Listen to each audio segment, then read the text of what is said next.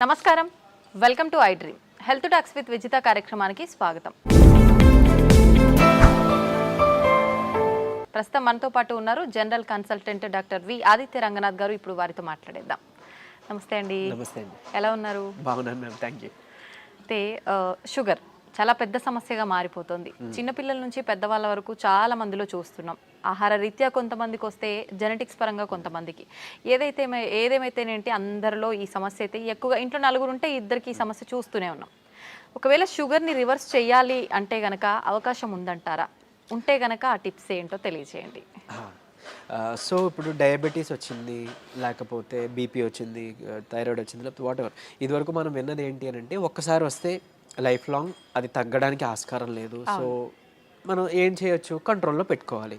So drugs, అదే మన medicine తీసుకుంటాము రెగ్యులర్గా, ఆపకుండా తీసుకుంటే కంట్రోల్లో ఉంటుంది కాబట్టి భయపడాల్సిన అవసరం లేదని చెప్తారు. అయిపోయింది, అది అక్కడతో అయిపోయింది. బట్ ఇప్పుడు రీసెంట్ అంటే చాలా ఇయర్స్ నుంచి మనకి తెలిసిందే ఏంటి అని అంటే వీటన్నిటిని కూడా మనం రివర్స్ బ్యాక్ చేసుకోవచ్చు. కాకపోతే ఆ పద్ధతి తెలియక, చాలా మంది అవేర్నెస్ లేక ఇంకా అదే భయంతో ఇప్పటికీ ఉన్నారు. అంటే ఒక్కసారి వస్తే తగ్గదు, మనం ఖచ్చితంగా టాబ్లెట్స్ మీద బ్రతకాలి లైఫ్ లాంగ్. సగం ఆ థాటే ఇంకా అనారోగ్యం తీసుకొస్తుంది అనమాట. సో అసలైన నిజం ఏంటి అని అంటే డయాబెటీస్ని కూడా మనం రివర్స్ చేసుకోవచ్చు ఖచ్చితంగా. అంటే నేను చెప్తుంది రివర్స్ అంటే పూర్తిగా డయాబెటీస్ అసలు లేకుండానే మనం ఫర్దర్గా మనం జీవించవచ్చు, మన లైఫ్ లీడ్ చేయొచ్చు. అవకాశం ఖచ్చితంగా ఉంది. అంటే ఆరోగ్య సూత్రాలు పాటించడం వల్లనే. ఏంటండి మరి అవి? సో మెయిన్గా ఇప్పుడు డయాబెటీస్ రావడానికి కారణం ఒకటి ఇన్సులిన్ రెసిస్టెన్స్. సరే, ఇన్సులిన్ రెసిస్టెన్స్ అంటే ఏం లేదండి, ఇప్పుడు మనం ఎక్కువసార్లు తీసుకుంటాం, డే మొత్తంలో ఎక్కువసార్లు తినడం, లేదా ఏదైనా మధ్యలో గ్యాప్స్లో మళ్ళీ ఇప్పుడు లంచ్, డిన్నర్, పొద్దున్న బ్రేక్ఫాస్ట్కి మధ్యలో మళ్ళీ ఏదైనా టీ, ఏదో కాఫీ అలవాటు ఉంటుంది, లేదంటే ఇంకేదైనా స్నాక్స్ తింటాం. ఇలాంటి అలవాటు ఎక్కువ అయిపోయి ఏంటి అని అంటే మనం ఏది తిన్నా ఏది తాగినా, అంటే వాటర్ తప్పిస్తే మిగిలిన ఏం తీసుకున్నా మన బాడీలో ఇన్సులిన్ ప్రొడక్షన్ జరుగుతుంది. సో టైప్ 2 డయాబెటీస్ అంటాం ఏంటి, ఇన్సులిన్ ప్రొడక్షన్ ఉంటుంది మన బాడీలో, జనరేట్ అవుతుంది, కానీ ఆ కణాలు సరిగ్గా ఇన్సులిన్ని యూజ్ చేసుకోలేకపోతున్నాయి. దాన్ని టైప్ 2 డయాబెటీస్ కింద పరిగణిస్తున్నారు. ఒకవేళ ఇన్సులిన్ ప్రొడక్షనే లేదు బాడీలో, మన ప్యాంక్రియాస్ సరిగ్గా పనిచేయట్లేదు, అందులో ఐలెట్స్ ఆఫ్ లాంగర్హాన్స్ అని ఒక కణాలు ఉంటాయి, దాని నుంచే మనకి ఇన్సులిన్ వస్తుంది. సో ఇన్సులిన్ సరిగ్గా ప్రొడక్షన్ లేదు అని అంటే అది టైప్ 1 కింద మనం పరిగణిస్తున్నాం. చిన్నపిల్లల్లో కూడా టైప్ 1 అది చూడొచ్చు. సో ఇప్పుడు ఇన్సులిన్ ప్రొడక్షన్ జరిగి మనం తిన్న ప్రతిసారి మన గ్లూకోజ్ లెవెల్స్ ఏదైతే ఉందో అది మేనేజ్ చేయడానికి ఇన్సులిన్ ప్రొడక్షన్ జరిగి, అంటే స్పైక్ అయ్యి అది కంట్రోల్ తీసుకొచ్చి మళ్ళీ అది ఇన్సులిన్ తగ్గి ఆ స్పైక్ తగ్గి మళ్ళీ మనం తింటున్నాం, మళ్ళీ పెరుగుతుంది కదా. ఇలా అస్తమాను పెరిగి తగ్గడం వల్ల మన బాడీ అలవాటు పడిపోతుంది ఆ సెట్ అయిన ఇన్సులిన్ లెవెల్కి. సో ఇన్సులిన్ రెసిస్టెన్స్ వచ్చేస్తే ఏమవుద్ది, ఇదే గ్లూకోజ్ని, అంటే రోజువారీ తినే సేమ్ అదే మోతాదు ఒక గ్లూకోజ్ని మనకి ఇప్పుడు మెటబలైజ్ చేయాలి అని అంటే ఇన్సులిన్ ఈ మోతాదుకి మించి ఇంకా ఎక్స్ట్రా ప్రొడక్షన్ జరగాల్సి వస్తుంటుంది అనమాట. అంటే ఈ లెవెల్కి అది కంట్రోల్కి రావట్లేదు, దాన్నే ఇన్సులిన్ రెసిస్టెన్స్ అంటున్నాం. సో మనం చేయాల్సిన పని ఏంటి అంటే ఇన్సులిన్ రెసిస్టెంట్ తగ్గించి ఇన్సులిన్ సెన్సిటివిటీ మనం పెంచుకోవాలి ఒకటి. తర్వాత ఆహారంలో చిన్న మార్పులే, అంటే ఇప్పుడు డయాబెటీస్ మనం ఇది చేయాలి అని అంటే సరే ఏముంది రైస్ మానేయండి అని చెప్తారు, అంతే కదా, మాకు చాలా ఇబ్బంది, మేము చేయలేము అని అంటారు. అలా ఏం కాదు, కొన్ని పద్ధతులు ఉన్నాయి, నేను చెప్తాను ఇప్పుడు ఖచ్చితంగా. అది పాటిస్తే ఏకంగా డయాబెటీస్ చక్కగా కంట్రోలే కాకుండా రాబోయే రోజులు, అంటే మీకు ఫస్ట్ 3 months 4 months కంట్రోల్ తెచ్చుకుంటారు. ఆ పైనుంచి మనకి టార్గెట్ ఏంటి అని అంటే మనం వాడుతున్న మెడిసిన్ నెమ్మదిగా డోస్ తగ్గించుకోగలగాలి. అంటే తగ్గించగలగాలి అంటే ఆటోమేటిక్గా మనకి లెవెల్స్ తగ్గితే యాజ్ ఏ మీ డాక్టర్ కానీ మేము కానీ తగ్గించగలుగుతాం కదా. తగ్గించిన తర్వాత దీన్ని పూర్తిగా రివర్స్ బ్యాక్ చేసుకొని నార్మల్ లైఫ్, అంటే ఆ ఫుడ్ని తీసుకుంటూ చక్కగా మనం ఎలాంటి ట్రీట్మెంట్, అంటే ఈ డ్రగ్స్ తీసుకోకుండా ఉండడం. మళ్ళీ అది తగ్గిపోయిన తర్వాత మళ్ళీ పంచదార తినేస్తాం, మైదా పిండి తినేస్తాం, గోధుమ పిండి తినేస్తాం, లేకపోతే ప్రాసెస్డ్ ఫుడ్ తినేస్తాం. అంటే అసలు అదే మెయిన్ ప్రాబ్లం. అంటే high saturated fats, high carbohydrates ఉండడం వల్లనే మనకు వస్తుంది. ఇది వరకు వాళ్ళకి, అంటే మన పెద్దలకి అప్పట్లో ఎందుకు రాలేదంటే వాళ్ళు ఇవేం తీసుకోలేదు కాబట్టి వాళ్ళకి రాలేదు. సో మనం అది ఫుడ్డే ఇది ఫుడ్డే కదా, ఏదో నార్మల్ లైఫ్, అంటే తగ్గిన తర్వాత మళ్ళీ తినేయొచ్చు అన్న వాళ్ళకి ఇది ఆన్సర్ చెప్తున్నా. సో అది కాదు, నార్మల్గా మీరు రైస్ తీసుకోవచ్చు, రైస్ పూర్తిగా మానే అవసరం లేదు, కాకపోతే రైస్తో పాటు కొన్ని తీసుకోవాల్సి ఉన్నాయి. సో చూడండి, సింపుల్ టెక్నిక్, హై కార్బోహైడ్రేట్స్ తీసుకోకూడదు, హై కాంప్లెక్స్ కార్బోహైడ్రేట్స్ తీసుకోకూడదు, తర్వాత హై సాచురేటెడ్ ఫ్యాట్స్ తీసుకోకూడదు. సో ఇవి తప్పిస్తే మరి మిగిలిన ఆప్షన్ ఏంటి? కొంతమంది ఇక్కడ ఏం చేస్తారంటే కార్బోహైడ్రేట్స్ తీసుకోకూడదు అన్నారు కాబట్టి పూర్తిగా కార్బోహైడ్రేట్స్ని తగ్గించేస్తున్నారు. అంటే నో కార్బోహైడ్రేట్ ఫుడ్ అంటారు, అలా వెళ్ళిపోతున్నారు. కీటో డైట్స్ అని అలా వద్దు. అలా అయితే ఏమవుతుందంటే మనకి ఇన్ని సంవత్సరాలు లేదా ఇన్ని జనరేషన్స్గా మనకి బాడీకి కార్బోహైడ్రేట్స్ అలవాటు, సో దాని డైజెషన్ అలవాటు. సో అక్కడి నుంచి మళ్ళీ అది బ్రేక్ డౌన్ అయ్యి గ్లూకోజ్ కింద మనకి కన్వర్ట్ అవుతుంది, మనకి శక్తిని ఇస్తుంది, బాగుంది. మీరు తినడం మానేస్తే ఒకటి మీకు కూడా బాడీకి అది కొత్తది ఏంటంటే కార్బోహైడ్రేట్స్ అసలు అది డైజెషన్ చేసే ఒక పద్ధతే మర్చిపోద్ది మన బాడీ. సో రేపు పొద్దున్న నార్మల్ సింపుల్గా కార్బోహైడ్రేట్స్ తీసుకున్నా దానికి చాలా కష్టపడాల్సి వస్తుంది. అండ్ ఈవెన్ ఒకవేళ జెనెటికల్గా నెక్స్ట్ జనరేషన్స్ పాస్ అయిన అయింది అనుకోండి, అది ఇంకా ఇబ్బందిగా. అంటే నార్మల్ అన్నమే మనం అరాయించుకోలేకపోవచ్చు, లేకపోతే నార్మల్ సమోసానే ఎంజాయ్ చేయలేకపోవచ్చు మనం. సో అట్లా సో సరే ఓకే, హై కార్బ్స్ అంటే తెలుసు, ఈ రైస్ నార్మల్గా అవి తీసుకునేవి. ఈ రైసు తర్వాత ఈ మైదా గోధుమ పిండి ఇవన్నీ తినమని చెప్తుంటారు, అంటే రైస్ని తగ్గించి మైదా గోధుమ పిండి తినమని అంటారు కదా. సో అది కూడా రిఫైన్డ్ తీసుకుంటే, పంచదార లేకపోతే గోధుమ పిండి ఇవన్నీ రిఫైన్డ్ ఫ్లోర్ బయట కొని తెచ్చుకుంటే అది కూడా మళ్ళీ మనకి ప్రాబ్లమే. సో మనం మిల్లులో వెళ్ళి ఆడించుకుందాం, అంటే డైరెక్ట్గా వెళ్ళి మనం గోధుమలు అలాగా గోధుమలు, దానికి జొన్నలు యాడ్ చేయొచ్చు, రాగులు యాడ్ చేయొచ్చు, సోళ్ళు అంటాం కదా, సో అలా రాగి మాల్ట్లో తీసుకునే రాగులు అవన్నీ యాడ్ చేసి దాంతో మనం రొట్టిలానో లేకపోతే మిల్లెట్స్ ఏమైనా దానికి యాడ్ చేసి, కినోవా అని ఇప్పుడు వస్తుంది, సరే అంత అఫోర్డ్ చేయలేదు అన్న వాళ్ళకి పోనీ మనకి ఏమంటారు సామెలు, అరికిలు, గంట్లు అలాంటివన్నీ తక్కువ రేట్కే వస్తుంటాయి కదా, అలాంటివి ఇంక్లూడ్ చేసుకోవచ్చు. పూర్తిగా రైస్ మానేమని నేను చెప్పట్లేదు, రైస్తో పాటు ఇది తీసుకోండి. సరే ఇదంతా కాదులేండి, ఓన్లీ రైస్ నాకు కర్రీ మాత్రమే అలవాటు ఉంది, ఇప్పుడు ఇంకేదైనా సింపుల్గా చెప్పండి అని అంటే ఉంది ఒక పద్ధతి. మనకి ఇప్పుడు ఇన్సులిన్ రెసిస్టెన్స్ అని మాట్లాడుకున్నామే, HbA1c మీ అందరికీ తెలుసు. 3 నెలల యావరేజ్ తీస్తే మనకి ఎంత ఉంది అనే దాని మీద మన డయాబెటీస్ ఉందా లేదా, కంట్రోల్లో ఉందా లేదా అని తెలుస్తుంది. సో దాన్ని మనం కంట్రోల్ పెట్టడానికే కదా ఇప్పుడు అన్నీ చెప్తున్నాం. మన ఇన్సులిన్ వాడాలన్నా లేకపోతే ఈ మెట్ఫార్మిన్ మన డయాబెటీస్ డ్రగ్స్ వాడాలంటే కూడా మనకు అలానే దేవుడు కూడా ఇచ్చిన ఆహారంలో ఈ పని చేసే ఉన్నాయి. ఏంటి అని అంటే ఒకటి కీరా దోసకాయలు, తర్వాత పంకిన్ సీడ్స్ గుమ్మడి గింజలు, తర్వాత పాలకూర. వీటిలో ఏంటంటే పాలకూరలో తర్వాత పంకిన్ సీడ్స్లో వైటమిన్ E ఉంటుంది, అది మీ HbA1cని చక్కగా కంట్రోల్ తీసుకొస్తుంది. అండ్ ఇప్పుడు చెప్పిన ఆహార పదార్థాల్లో మీకు ఇన్సులిన్ రెసిస్టెన్స్ని తగ్గించి సెన్సిటివిటీని పెంచే ఉంటాయి.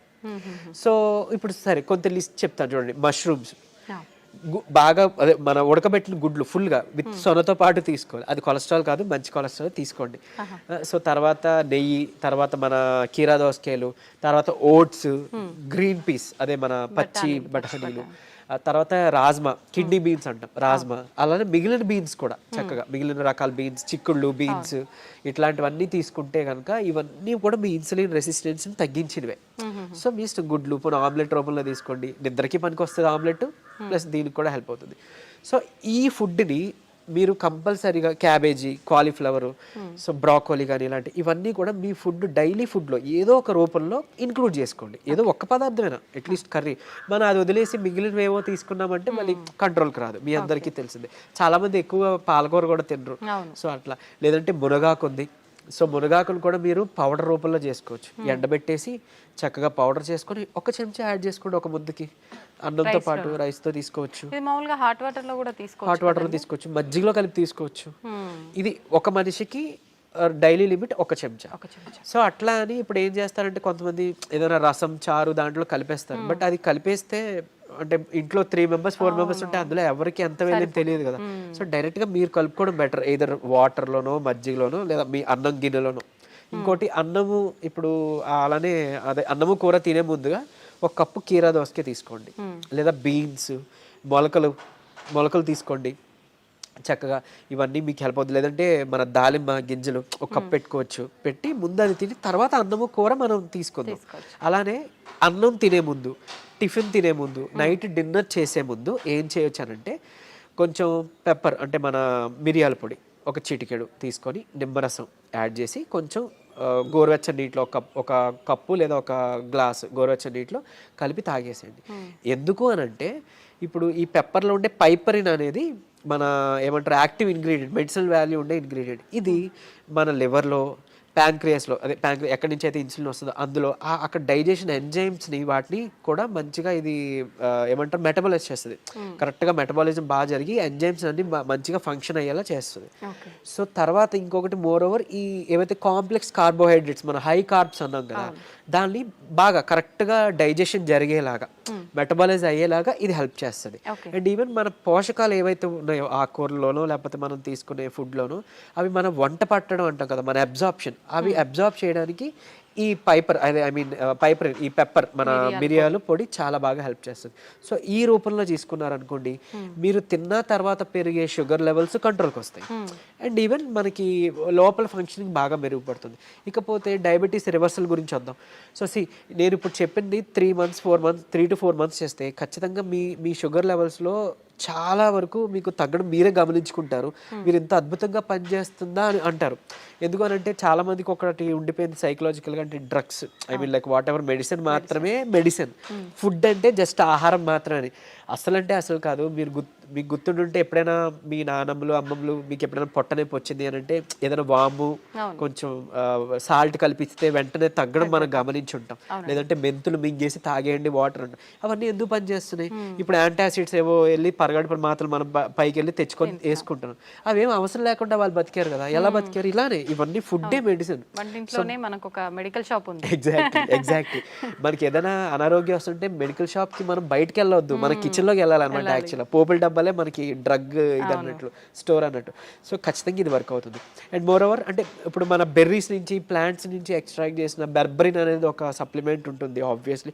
సరే అది అందరూ వాడాల్సిన అవసరం లేదు, కానీ ఒక బూస్టప్ కింద పనికి వస్తుంది. అంటే ఎలా అయితే మనకి డయాబెటీస్ని మనకి తగ్గించడానికి మెట్ఫార్మిన్ అనే ఒక మెడిసిన్ తీసుకుంటున్నాము, సేమ్ ఇది కూడా అదే పని చేస్తుంది. కానీ బట్ మెట్ఫార్మిన్తో వచ్చే వైటమిన్ B12 డెఫిషియన్సీ ఇందులో లేదు, ఈ బెర్బరిన్లో లేదు. సరే ఓకే, అవైలబుల్ ఉన్న వాళ్ళు వాడుకుంటారు, అందరూ ఇది వాడాలని రూల్ లేదు. కానీ బట్ ఈ సింపుల్ టిప్స్ పాటించండి, ఇది ఒకటి. తర్వాత ఖచ్చితంగా ఒక 5 minutes వాకింగ్ ఉంటే చాలు. 5 minutes వాకింగ్ అంటే తిన్న తర్వాత ఒక 10 నిమిషాలలో 5 minutes వాకింగ్ చేస్తే చాలు. మీ ఆఫీస్ ఏరియా, మీ బెడ్రూమ్, మీ హాల్, ఎక్కడైనా ఆయాసం రావాలి, చెమటలు పట్టాలి, ఇట్లానే వాకింగ్ చేస్తేనే మనకి వర్కౌట్ అయినట్టు అని అస్సలు కాదు. బాడీ మూమెంట్ ఉండాలి. సో అది చేసుకుంటే చాలు, డయాబెటీస్ మనకి తగ్గుతుంది. రివర్స్కి చెప్పుకున్న ఇందాక ఇంగ్రీడియంట్స్ ఉన్నాయి కదా, పంకిన్ సీడ్స్ అవ్వచ్చు, మన HbA1c కంట్రోల్ చేసి ఇన్సులిన్ సెన్సిటివిటీ పెంచేవి, ఇవి మీరు చేసుకుంటే 3 to 4 months ఖచ్చితంగా రివర్స్ అయిపోతుంది. ఇప్పుడు చాలా మంది మనం చూస్తూ ఉంటామండి, జామకాయ ఆకులు, లేత చిగుర్లు అని చెప్పి, లేదు అంటే తిప్పతీగ అని చెప్పి, ఇలాంటి కొన్ని ఆకులతో వేణిల్లో వేసి మరిగించిన వాటర్ తాగుతుంటారు షుగర్ ఉన్న వాళ్ళు. ఇది వర్క్ అవుతుంది అంటారా? యా, యాక్చువల్గా ఇప్పుడు జామ ఆకులు ఉన్నాయి కదా, లేత తీసుకొని ఒక 4 ఆకులు మనం వేడి నీటిలో వేసి మరిగించి కషాయంలా తీసుకొని ఉదయం సాయంత్రం లేదా ఒక పూట అట్లీస్ట్ పరగడుపునైనా కానీ తాగితే కనుక అమోఘంగా ఆ రోజే పెరిగిన షుగర్ లెవెల్స్ తగ్గిపోయాయి. సో నేను ప్రీవియస్ వీడియోలో జామాకులు కషాయం గురించి చెప్పినప్పుడు చాలా మంది ఫోన్ చేసి అంటే ట్రై చేసి చక్కగా ఫస్ట్ నమ్మారు, ట్రై చేశారు. చేసి ఒక 2 daysలో వాళ్ళు ఫోన్ చేసి, సార్ అంటే మాకు 1 day 2 dayలోనే ఇంత బాగా పనిచేస్తుంది, కంటిన్యూ చేయొచ్చు అంటారా, ఎక్కువ కాలం అన్నారు. బేసిక్గా చేయొచ్చండి, చేసుకోండి అని చెప్పారు. సో ఈవెన్ అది వాళ్ళకి ఏంటంటే డయాబెటీస్ ఎక్కువ, షుగర్ లెవెల్స్ ఎక్కువ ఉండడం వల్ల కొంతమందికి నిస్సత్తువ, నీరసంగా ఉంటుంది కదా, దాన్ని కూడా ఇది మనకి జామాకులు బాగా హెల్ప్ అవుతుంది. జామకాయ తినొచ్చు, బొప్పాయి తినొచ్చు, అట్లనే జామాకులు కషాయం బాగా హెల్ప్ అవుతుంది, తీసుకోవచ్చు. తిప్పతీగ కూడా తీసుకోవచ్చు. బట్ తిప్పతీగ చాలా మంది తెలియక కోవిడ్ టైంలో అంటే ఇప్పుడు వైరస్ నుంచి బయటపడాలని తెలియక చాలా మంది ఓవర్ డోసెస్లో తీసుకుని వితిన్ 15 daysలో వాళ్ళ లివర్ మొత్తం డ్యామేజ్ అయ్యి ఎమర్జెన్సీ వార్డులో అడ్మిట్ అవ్వడం, చనిపోవడం జరిగింది. కానీ నేను ఇక్కడ చెప్పే ఒక ముక్క, తిప్పతీగ ప్రాబ్లం కాదు, ఓవర్ డోస్ ప్రాబ్లం. కాబట్టి తిప్పతీగని మనం ఇప్పుడు ఒకవేళ ఒక లైక్ 1 inch తీసుకున్నాం అనుకోండి, ఆ రూట్ ఏదైతే ఉందో దాన్ని బాగా బాయిల్ చేసి మనం దాన్ని తాగొచ్చు. దాంట్లో కొంచెం ఉసిరి పొడి యాడ్ చేయొచ్చు, లేదంటే మునగాకు యాడ్ చేసుకోవచ్చు 1/2 spoon అట్లా. ఇలాగా మనం తీసుకున్నాం అనుకోండి మనకి మంచిగా బెనిఫిటే. ఇప్పుడు అలాగని ఏంటి ఫ్లాక్ సీడ్స్ ఉన్నాయి, అవిసె గింజలు ఉన్నాయి. అవిసె గింజలు మనకి కొలెస్ట్రాల్ తగ్గిస్తుంటుంది, డయాబెటీస్ని రివర్స్ చేస్తుంది బాగా. అంటే ఒక 2 చెంచాలు మనం పౌడర్లా కానీ తయారు చేసుకొని మనం ఫ్లాక్ సీడ్స్ తీసుకుంటే, ఇదే ఫ్లాక్ సీడ్స్ గురించి ఒక పేపర్లో ఒక ఆర్టికల్ వచ్చింది. ఏంటి, ఫ్లాక్ సీడ్స్ తీసుకోకూడదు, లివర్కి మంచిది కాదు, లేకపోతే ఇంకోటి ఏదో అని. కరెక్టే, ఏదైనా అతిగా తీసుకుంటే మనకి ఫుడ్ అయినా ఆబ్వియస్లీ కదా. సో అంతే, అది పట్టుకొని ఉండొద్దు. అరే ఇప్పుడు తిప్పతీగ ఏదో ప్రాబ్లం, సరే తిప్పతీగ పక్కన పెడితే అట్లీస్ట్ ఫ్లాక్ సీడ్స్, ఉసిరికాయ, ఫ్లాక్ సీడ్స్, లేకపోతే మన పెప్పర్, సో ఇట్లాంటివి ఉన్నాయి కదా, వీటి వల్ల ఏం చేయటం జరగదు, డ్యామ్ షూర్ మంచిదే. సో లిమిట్లో తీసుకోండి. ఇంకోటి ఫ్లాక్ సీడ్స్ గురించి ఇప్పుడు మాట్లాడుకున్నాం కాబట్టి చాలా మంది తెలియక దాన్ని పౌడర్ చేసి స్టోర్ చేసుకుంటున్నారు. వద్దు, అది ఏంటి అంటే ఆక్సిజన్కి సెన్సిటివ్ అనమాట, ఎయిర్ సెన్సిటివ్ యాక్చువల్గా. దీన్ని మనం ఎంత ఎయిర్ టైట్ దీంట్లో స్టోర్ చేసుకున్నా, ఎంత అమోఘంగా పనిచేస్తుందో ఇది అంత చేడ్ చేస్తుంది. స్టోర్ చేస్తే ఆక్సిడైజ్డ్ అయిపోతే మనం ఎంత ఇది చేసినా అది అయిపోతుంది. సో ఫ్రెష్గా తయారు చేసుకోండి. ఒక 2 చెంచాలు చిన్న మిక్సీ గిన్నెలో మాత్రం అవుతుంది, పెద్ద మిక్సీ గిన్నెలో అవ్వదు. సో చేసుకొని మీరు బటర్ మిల్క్లో మిక్స్ చేసుకోవచ్చు. కొలెస్ట్రాల్ తగ్గుతుంది, డయాబెటీస్ రివర్సల్కి హెల్ప్ అవుతుంది. అండ్ ఈవెన్ మనకి బయట బనానా ఫ్లోర్ అని దొరుకుతుంది, అరటి దీని నుంచి తీసిన పిండి. సో అది ఆన్లైన్లో వాటిలో అవైలబుల్ ఉంది, దాన్ని తెచ్చుకోండి. ఒక చెంచా చక్కగా బటర్ మిల్క్ దీంట్లో మిక్స్ చేసుకోండి. ఈ ఫ్లాక్ సీడ్స్ని మిక్సీలో పౌడర్ చేసుకోండి, పరగడుపునే తాగండి. మీకు డయాబెటీస్ని రివర్స్ చేయడానికి హెల్ప్ అవుతుంది. ఎందుకు అంటే రెసిస్టెన్స్ స్టార్చ్ అదన్నీ ఉంటేనే మనకి యూజువలీ చాలా ఇదనమాట. సో డయాబెటీస్ రివర్స్ చేయడంలో ఈ అరటి ఫ్లోర్ ఏదైతే ఉందో అమోఘంగా పనిచేస్తుంది. ఒక్క చెంచా చాలు, మీరు తినే దాంట్లో ఎందులోనూ కలుపుకోవచ్చు. ఈవెన్ ఏమంటారు, మీరు తినే ఏదైనా అట్టు రొట్టెలో వేసుకోండి, లేదంటే ఇలా బటర్ మిల్క్లో మిక్స్ చేసుకోండి. ఇది ఖచ్చితంగా మీ డయాబెటీస్ రివర్సల్కి హెల్ప్ అవుతుంది. సో ఎందుకు ఇన్సులిన్ రెసిస్టెన్స్ మనకి మెయిన్గా రివర్స్ అవుతుంది కదా, అంతే. ఇదే సీక్రెట్ ఫార్ములా, ఇది నమ్మి చేయండి. నిజంగా చెప్తున్నా, మీరు ఇయర్స్ డ్రగ్స్ అది వాడాల్సిన అవసరం లేదు. అండ్ ప్రీవియస్గా ఒక వీడియోలో నేను చెప్పాను, లైక్ పరగడుపున ఒక చెంచా కలబంద గుజ్జు తీసుకోండి అని. అది నేను ఎక్కడో మెడికల్ క్యాంప్కి వెళ్ళినప్పుడు ఒక ఆవిడ నా వీడియో చూసారంట, ఆవిడ కంట్రోల్ అయింది. సో మీరు ఇదివరకు వాడేవారు కదండి ట్యాబ్లెట్, ఈ నెల చాలా వరకు తగ్గింది. ఏం చేశారంటే, మీ వీడియో చూసాను సార్, యాక్చువల్గా కలబంద గుజ్జు చెప్పారు, పరగడుపును తీసుకోవడం మొదలు పెట్టాను, నాకు ట్యాబ్లెట్ తగ్గిపోయింది, సగానికి సగం డోస్ తగ్గిపోయింది. And with in next 2nd or 3rd monthలో ఆవిడకి పూర్తిగా నేను ఆపేశాను, ట్యాబ్లెట్ తీసుకోవాల్సిన అవసరం లేదు, ఆవిడకి డౌన్ అయిపోతుంది. సో అంత బాగా పనిచేస్తాయి మనకి దేవుడిచ్చిన ఇవన్నీ మెడిసిన్సే. సో ఇందులో చెప్పింది ఏదైనా వాడుకోండి. మీకు ఏం పని చేసిందో కమెంట్లో చెప్పండి. సో మిగిలిన వాళ్ళకి ఇన్స్పైరింగ్గా ఉంటుంది. అండ్ ఏది పని చేయలేదో లైక్ నాకు తెలిసినప్పుడు నేను సజెస్ట్ చేయగలుగుతాను మీకు ఆల్టర్నేట్గా. ఓకే, థ్యాంక్ యూ అండి, నిజంగా చాలా యూస్ఫుల్ టిప్స్ అనేది తెలియజేయడం జరిగింది. నమస్తే.